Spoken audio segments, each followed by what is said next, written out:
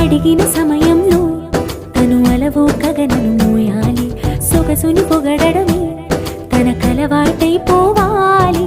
పనులను పంచుకుని మనసుంటే ఇంకేం కావాలి. అలకని తెలుసుకుని అందంగా బతిమాల